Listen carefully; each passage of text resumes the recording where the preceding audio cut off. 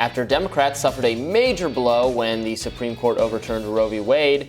Some party members are wondering whether the Biden White House is capable of this moment's demands. According to CNN, dozens of celebrity Democratic supporters and activists joined a call with White House aides last Monday to discuss Roe. One of those participants was former Will and Grace star Debra Messing. Messing said she had gotten Joe Biden elected and wanted to know why she was being asked to do anything at all, yelling that there didn't even seem to be a point to voting. That's according to a pretty terrific report from CNN that also included, the sentence, "Some people are wondering why this call took place at all."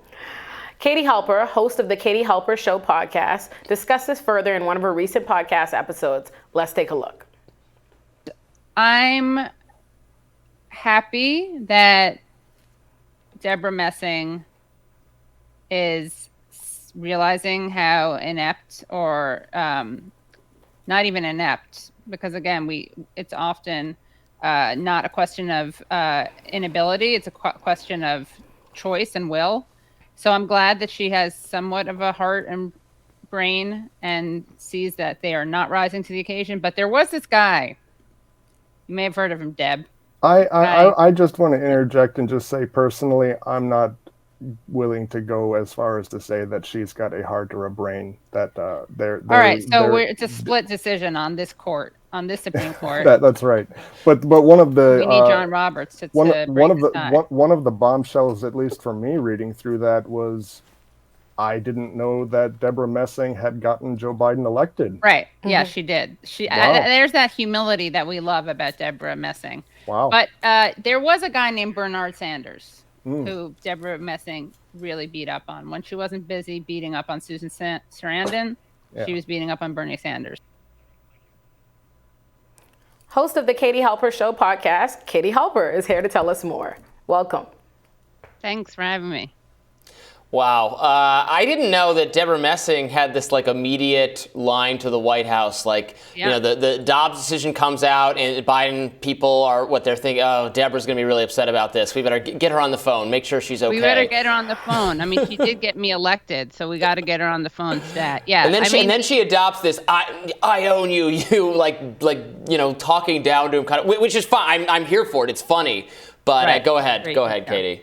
Well, no, I mean, it's amazing because this is a person who obviously does not take policy seriously. If she hadn't been so busy, and we can talk about some of those tweets, but if she hadn't been so busy, attacking Bernie Sanders and Susan Sarandon and Nina Turner and telling Nina Turner she was going to talk about this with Stacey Abrams, I mean, it was so cringe. But if she hadn't been busy, she could have paid attention to Biden's record. And of course, she would have then known that while Bernie Sanders' record on abortion is stellar for people who care about reproductive rights and reproductive freedom, Joe Biden has said things starting in 1974. He said, I don't like the Supreme Court decision on abortion. I don't think that a woman has the sole right to say what should happen to her body. He voted in 82 to allow states to overturn Roe v. Wade. He repeatedly voted against the inclusion of exceptions of rape and incest in the Hyde Amendment. He opposed having abortion as a litmus test for the Supreme Court. In 1994, he bragged about voting against federal funding of abortion on no less than 50 occasions. In 2003, he votes for a bill that would overturn Roe v. Wade by criminalizing the most common procedures used after the first trimester. And in 2006, he says, I do not view abortion as a choice and a right. Somehow, Deb missed all of these positions, despite the fact that he made them clear again and again. But I also think it's kind of telling that Debra is shocked only now. I mean, this is a guy who promised $2,000 checks. He promised to lower prescription drug prices. He promised to reschedule marijuana. He promised to expunge prior marijuana convictions. And he promised to be able to work across the aisle. He's gotten and get things done. The only thing he's gotten done is shown how inept he is. The only thing he's gotten done is there's one promise that he did come through on, which is that when he was in a donor event, this was behind closed doors, and he said for rich people nothing would fundamentally change. That's the one promise he's kept, I think, from his campaign. And of course, that wasn't a promise he wanted to have said out loud. But this is just laughable. I mean, the guy can't even get cooperation from his own party. Look at Manchin and Sinema. So I'm glad, I guess, Debra realized this. Better late than never. And also another thing we should mention is that there is such pathetic covering for Joe Biden from Cedric Richmond, who's someone who is part of his cabinet. He tries to, as always, shame people. So his response to people getting mad at Biden was the country didn't elect Joe Biden because they wanted a Democratic Donald Trump to go out there every day and divide the country. Scapegoating, and then Democrats attacking Biden are scapegoating the president or distracted and not focusing on what they should be focused on. He saved democracy once by beating a tyrant. He's doing it again, but he doesn't do it by beating his chest.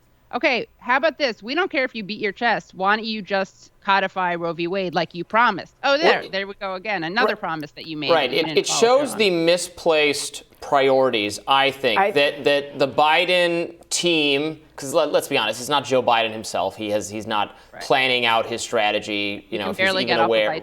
Right. It's his team, and the team cares, and this is inevitable. This seems to be a problem that plagues many kinds of Democratic teams. This was a problem for Hillary Clinton as well. They care about what celebrities and certain, elite kind of people think, and not what their actual base wants. Like, they don't care about making it up to their voters or to especially their working class voters. They care about making sure, Debra Messing's not too upset. I love the rage, honestly, because it's just so reflective of this contingency. These people who, when people on their own side of the camp, leftists, have warned them of exactly what's to come, they vilify them. They're so angry.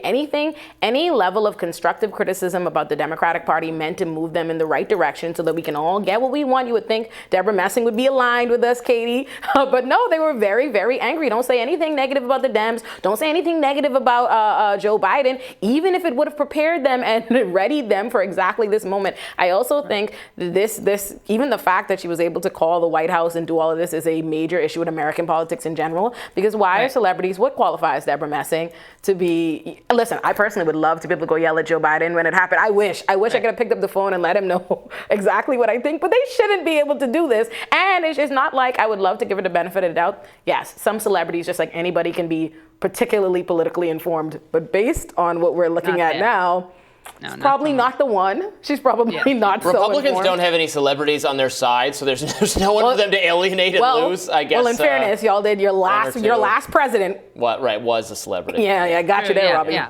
Plus Kid Rock. You guys have Kid Rock. You guys have, what's the guy's name from Frasier? Kelsey Grammer. Yeah.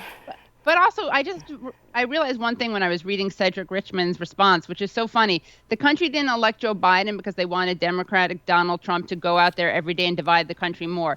Fighting for abortion rights, which has overwhelming support in this country, is dividing the country. Give me a break. How dare you lie to people like this? Appealing to your voter base. You're just a bald-faced liar. Like, you're just lying to the American people after talking all this crap about how patriotic you are. It's just disgusting. And I love how they consider honoring their own campaign promises or dividing the country, right? Like, exactly. Like, this is what he promised. Just do what you said. And I want to make sure people know that Debra, I just did a quick search and I saw how many times she had tagged Susan Sarandon and Bernie Sanders in a negative tweet, and that was 41 times. Of course, there are going to be many more times that she doesn't tag them. But she was totally, she sicked her followers on Susan Sarandon. She literally tweeted, "You have to tag her, Susan Sarandon, if you want her to see it, just helping out." She said that to someone who had tweeted something negative. She once tweeted, "Correction, obviously," and she misspelled it. She spelled it CORRRCTION. "Correction, obviously I meant I never shamed Susan Sarandon for supporting Bernie Sanders," because she obviously, in a Freudian slip and moment of truth, had said that she did shame Susan Sarandon, which is obviously the truth. She did the thing about, telling Bernie Sanders that he needed to control his followers who are toxic. And I didn't hear her once talk about Wendell Pierce, who attacked a woman who was a Bernie Sanders supporter. And he was, of course, a big Clinton supporter. I never heard her talk about the violent attack perpetuated by a male Clinton bro against a woman of color who is a Bernie supporter. Where was she on those things? Where was she speaking out about the misogyny there? Why is Debra Messing dividing this country? That's seriously. And why is Biden? I thought that he'd be doesn't he have more important things to do than be catching up with Debra Messing? Maybe he's a huge fan of Will and Grace. Well, he might be. I know my mommy sure is. Well, thank you, Katie. We appreciate this. And we'll be back with more Rising right after this.